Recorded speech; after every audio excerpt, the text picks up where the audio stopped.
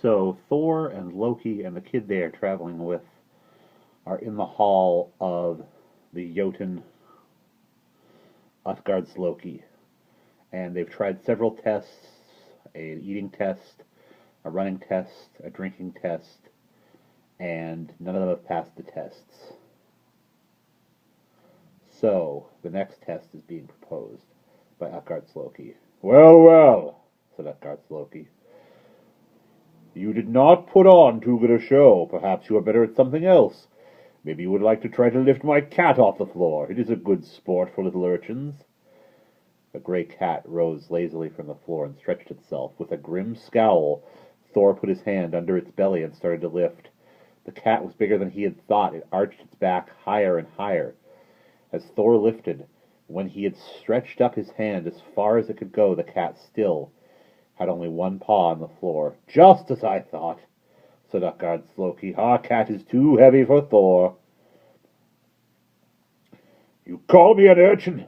Thor shouted, and now he was really angry. "Let someone step forth and wrestle with me." "I don't see a man here who would find it worthwhile to wrestle with you," said Utgardsloki, looking up and down the hall. "But let old Granny Ellie come in. She has thrown bigger fellows than you." A crooked old crone hobbled into the hall, tackled Thor, and began to wrestle. The harder Thor squeezed her, the firmer she stood her ground. Then she started to use tricks of her own, throwing him this way and that, and it wasn't long before he was down on one knee. The Jotuns roared with laughter, and Utgardsloki shouted, "Enough, Thor! Don't bother to show us any more of your deeds. Sit down with us anyway and be our guest." There was no lack of food and drink, and since Thor was very hungry, he ate a huge meal in spite of the dishonor he had suffered.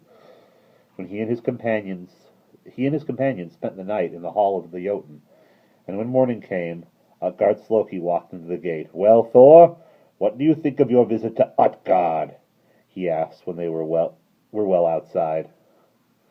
"I know you think very little of me, and that is hard to take. All I have earned here is shame," said Thor. "Now that you are outside," said Utgardsloki, "I will tell you that you did better than you thought. When I heard you were coming, I went out to look you over, and Skrymir, the giant you met in the woods, was no one but me. You thought you hit my head with your hammer, but I confused you and pushed a mountain between me and you. The 3 deep clefts in that faraway mountain are where the hammer came down. You could not untie my food bag, for I had tied it with a troll knot. Not even your clever Loki saw that Logi, against whom he was eating, was really wildfire in person. Jalvi ran fast, but Hugi was nothing but a thought I sent forth, and who can catch up with a thought? When you tried to empty the horn, you never saw that its tip reached down into the sea, and in truth you drank so mightily that the ocean itself ebbed away. So hoodwinked have you been that you did not see that our cat was the Midgard serpent. You had us all in a fright, and the mountains of Midgard were trembling when you stretched yourself so high that the serpent's head and tail barely touched the ground. And a great wonder was it seeing you up against Ellie, for she is old age herself. Never will there be a man whom she doesn't throw if he lives long enough. This time I have fooled you, but I hope I'll never meet you again." In a rage, Thor lifted his hammer, but before he could bring it down, Utgardsloki had vanished, and so had his stronghold. Thor and his companions stood alone among the mounds and boulders. Thor was furious and hardly said a word as they trudged the long way back to fetch the billy goats.